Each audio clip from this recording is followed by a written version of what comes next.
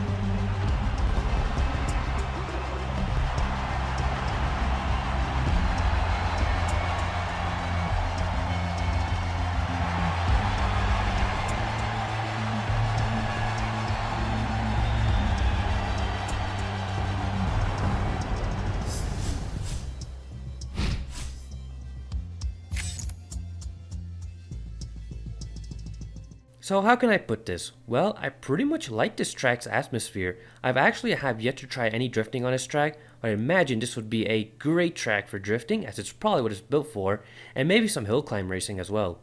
I always wonder when we get or if we get a street track added to this game, and well, I guess this counts. May not be city-like like Long Beach, but it's got street signs and everything seen on a public road, so yeah, I guess this is the first ever street track added. Well guys, in this video, get those up, subscribe, and I'll see you guys in the next video.